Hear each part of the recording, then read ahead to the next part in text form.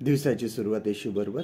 प्रसिद्ध संदेशकार, देवाचे सेवक रेव्हरंड बिली ग्रॅहम हे सर्वांना परिचित आहेत. सर्वांना त्यांच्याबद्दल माहिती आहे. सर्वांनी त्यांचं नाव ऐकलेलं आहे. त्यांचं कार्य खूप मोठं होतं हे सर्वांना सुद्धा माहीत आहे. कोणीतरी कुठलं तरी मोठं काम असलं तर अमेरिकेचे राष्ट्राध्यक्षसुद्धा त्यांना प्रार्थना करायला बोलवायचे. इतके ते सेवक म्हणून खूप मोठे होते. पण ज्यावेळेस ते बायबल कॉलेजमध्ये शिकत होते तरुण असताना, त्यावेळेस एकदा त्यांच्या प्रोफेसरांनी त्यांची एक विद्यार्थ्यांची ट्रीप बाहेर काढली आणि त्या ठिकाणी काही ठिकाणी ते फिरत असताना प्रोफेसर एका घरामध्ये त्यांना घेऊन गेले आणि ते घर म्हणजे विल्यम केरी यांचं होतं. विल्यम केरी हे त्या काळांमध्ये सर्वात प्रसिद्ध असे देवाचे सेवक होऊन गेले. अतिशय मोठं काम त्यांनी केलं. बायबलचे ट्रान्सलेशन त्यांनी केले. भारतामध्ये सुद्धा त्यांनी सेवा केली आणि अतिशय मोठं नाव त्यांचं होतं. आणि प्रोफेसर त्या विद्यार्थ्यांना त्यांच्याबद्दल माहिती सांगत होते आणि त्यांचं घर आतून दाखवत होते.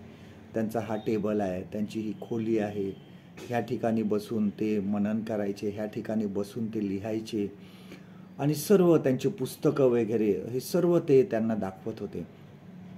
आणि बिली ग्रॅहम यांचं लक्ष त्या जमिनीवरील कार्पेटवर गेलं आणि त्या कार्पेटला दोन एवढे असे खड्डे त्या ठिकाणी होते. म्हणजे कार्पेट त्या ठिकाणी थोडं खोल गेलं होतं आणि त्यामुळे त्या ठिकाणी त्या कार्पेटला असे खड्डे पडले होते. आणि बिली ग्रॅहम यांनी प्रोफेसरांना विचारलं की हे खड्डे कसले आहेत. आणि प्रोफेसरांनी उत्तर दिलं की विल्यम केरी हे रोज प्रार्थना करायचे गुडघे टेकून ते प्रार्थना करायचे. दिवसातून बऱ्याच वेळेस प्रार्थना करायचे आणि इतक्या वर्ष त्यांनी प्रार्थना केल्यामुळे त्यांच्या गुडघ्यांमुळे ते कार्पेट हळूहळू खाली गेलं आणि त्यामुळे ते खड्डे पडले आहेत. आणि सर्व विद्यार्थी बाहेर आले. बस निघण्याची सुरुवात झाली. परंतु प्रोफेसरांना बिली ग्रॅहम दिसले नाही. आणि मग ते शोधत त्या घरामध्ये परत आले आणि त्यांनी आत जाऊन बघितलं तर बिली ग्रॅहम त्याच खड्ड्यांमध्ये आपले गुडघे टेकून प्रार्थना करत होते आणि देवाला विनंती करत होते की देवा, ह्यासारखं कार्य तू माझ्याकडून करून घे. मी असंच कार्य करावं म्हणून तू मला सहाय्य कर. आपल्या जीवनामध्ये बघा, आपल्याला जर मोठे काम करायचं आहे तर आपल्याला प्रार्थना करणं खूप गरजेचं आहे. त्यानंतर आपण बघतो की बिली ग्रॅहम यांनी इतिहास घडवला. अतिशय मोठे देवाचे संदेशकार म्हणून त्यांचं नाव झालं. प्रार्थनेमध्ये खूप शक्ती आहे. नियमित प्रार्थना करा.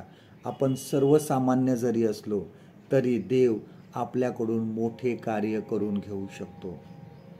आजचं देवाचं वचन आपल्यासाठी हे आहे, याकोबाचं पत्र ह्याचा 5वा अध्याय 16वं वचन, जेम्स चॅप्टर 5 and verse 16.